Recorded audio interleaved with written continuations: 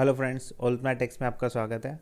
आज इस वीडियो में बताने वाला हूँ कि किस तरीके से अपना जीएसटीआर 2B के हिसाब से आईटीसी प्रॉपर किस तरीके से आप मेंटेन कर सकते हैं और प्रॉपर तरीके से आप आईटीसी क्लेम कर सकते हैं। और एक ये भी चीज़ आप देखने वाले हैं कि अपने बुक्स में जो आईटीसी कैरी फॉरवर्ड हो रहा है या लाइबिलिटी जनरेट हो रही है, तो उसको आप किस तरीके से वेरीफाई करें कि अपना डेटा जो जीएसटी में जा रहा है और बुक्स में है वो मैच कर रहा है कि नहीं। क्योंकि अभी प्रॉब्लम क्या क्रिएट हो रही है कि अपने जीएसटीआर 2B के हिसाब से अपन आईटीसी क्लेम कर रहे हैं, लेकिन बुक्स के अंदर बिल की डेट के हिसाब से डेटा मेंटेन हो रहा है, तो वो मैच करना बहुत कॉम्प्लिकेटेड हो रहा है। तो उसी के सॉल्यूशन के लिए एक नया फीचर ऐड किया मैंने अपनी यूटिलिटी के अंदर।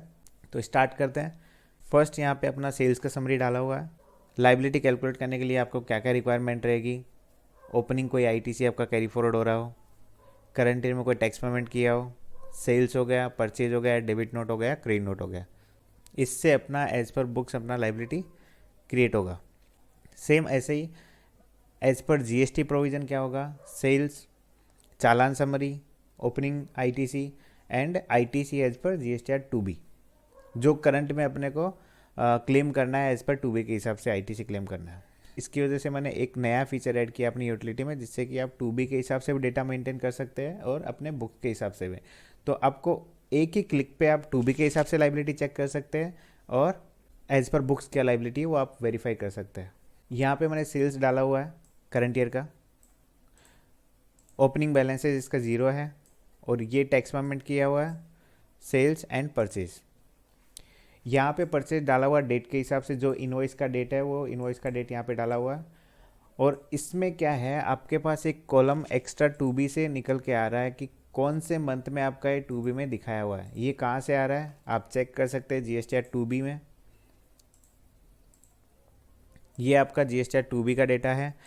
आप चाहे 2B का डेटा गवर्नमेंट के पोर्टल से डाउनलोड कर रहे हैं या कोई सॉफ्टवेयर से डाउनलोड कर रहे हैं, ये सेम फॉर्मेट में आपको फिल करना है। आपका कोई भी फॉर्मेट हो, एक बार आपको हेडिंग्स सेलेक्ट करनी है वन टाइम, उसके बाद आपको ओनली डेटा कॉपी पेस्ट करना है।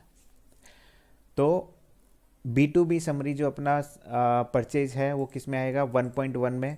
1.1 में डेटा कहाँ से आएगा, 1.2 वाली टेबल से।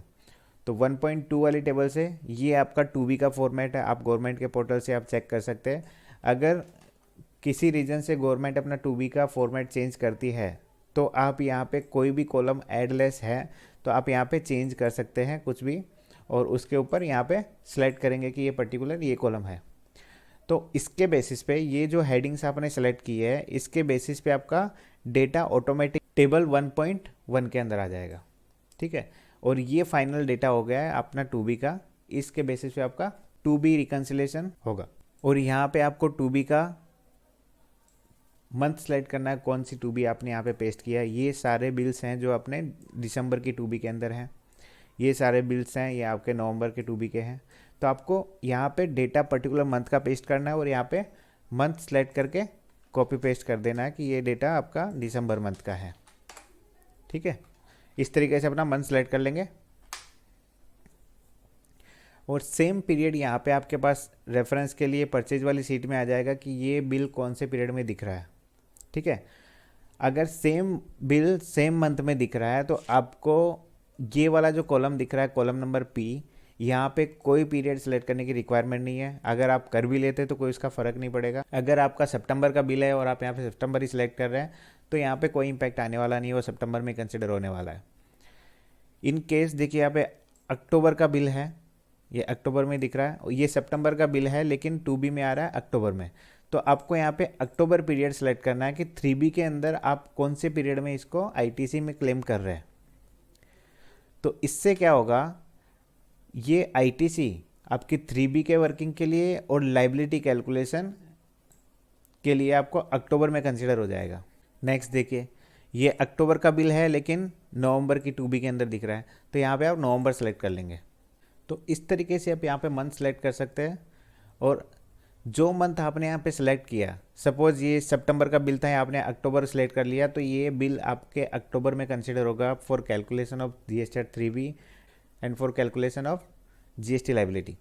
स्टार्टिंग मैंने बताया था कि आप अपना लाइबिलिटी दोनों तरीके से चेक कर सकते हैं। जीएसटीआर 2B के हिसाब से आईटीसी क्लेम करते हुए क्या लाइबिलिटी बच रहा है या क्या अपना कैरी फॉरवर्ड है आईटीसी का, और अपनी बुक्स में क्या कैरी फॉरवर्ड हो रहा है। तो देखते हैं जीएसटी लायबिलिटी।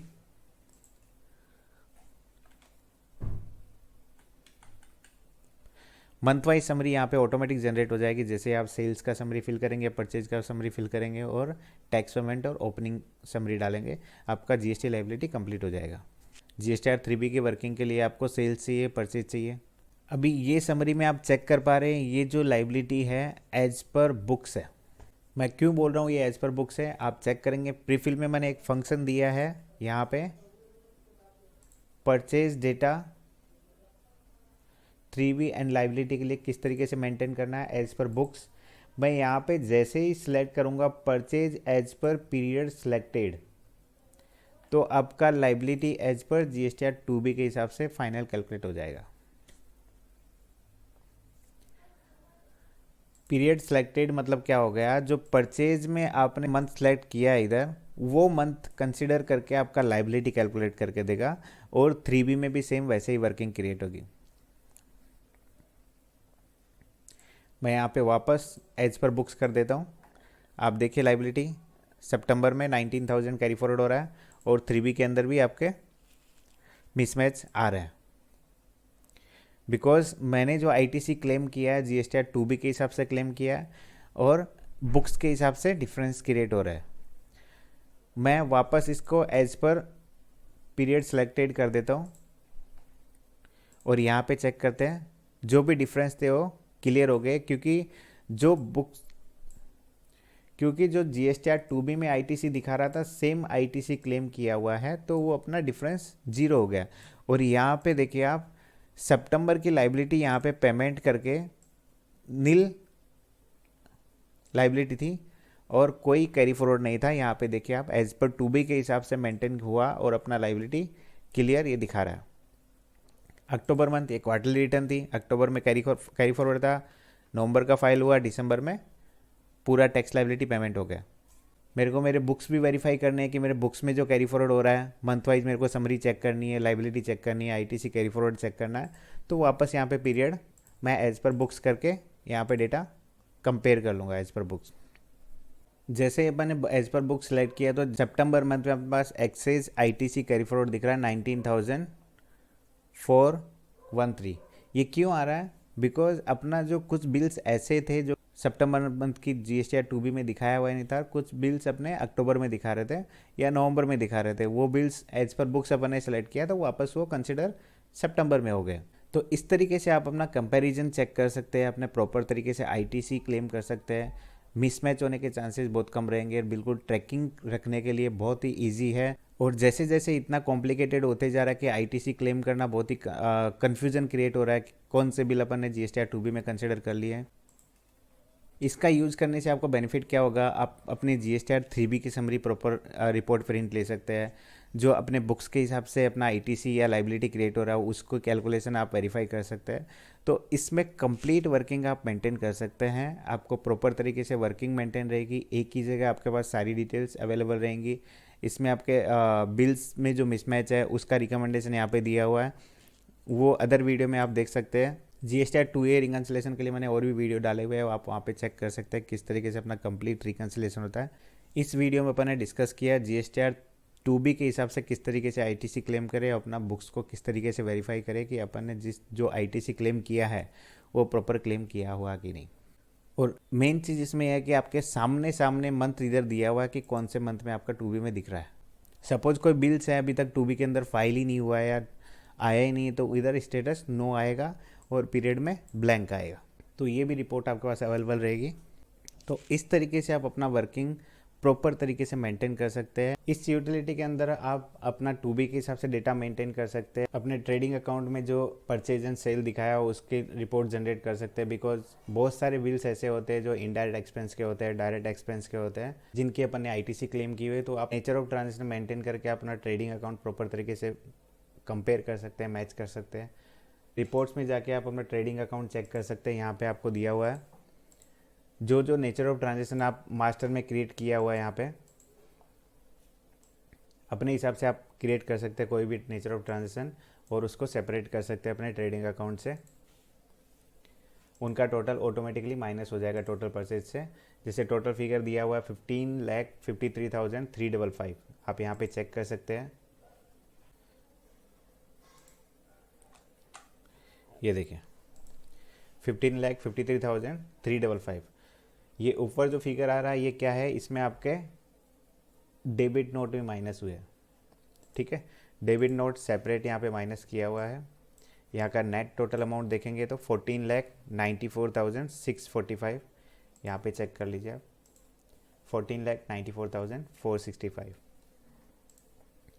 ऐसे आप अपना ट्रेडिंग अकाउंट मेंटेन कर सकते हैं।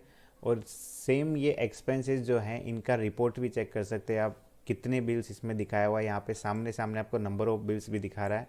ट्रेवलिंग एक्सपेंसेस में आपके 2 बिल्स हैं, इनका रिपोर्ट देखने के लिए आप आगे यहाँ पे क्लिक करके देख सकते हैं ट्रेवलिंग एक्सपेंसेस के कौन कौन से बिल्स हैं।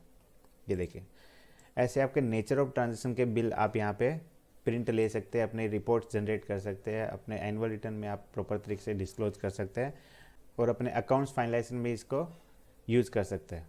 इससे आपको अकाउंट्स फाइनलाइजेशन करने में बहुत हेल्प मिलेगी और इस तरीके से आप अपना अकाउंट्स मेंटेन कर सकते हैं। आपके सामने सामने यहाँ पे nature of transaction, number of transaction यहाँ पे काउंट करके आएंगे, कितने बिल्स आपके हैं और कौन सा लेज़र आपको सिलेक्ट करके उसको वेरीफाई करना है। अब इसमें टेलीफोन में कोई एंट्री है नहीं, इसको चेक करके मतलब क्या है, तो आपके पास सामने सामने रिपोर्ट दिया हुआ कि आपके पास कौन सा लेज़र आप चेक करेंगे और कौन सा रिपोर्ट्स आपको रिक्वायर्ड है। असेट्स में एक बिल है, प्रोफेशनल फीस का एक बिल है, ट्रेवलिंग एक्सपेंसेस का एक बिल है। तो आप यहाँ पे सामने सामने रिपोर्ट यहाँ पे निकाल सकते हैं।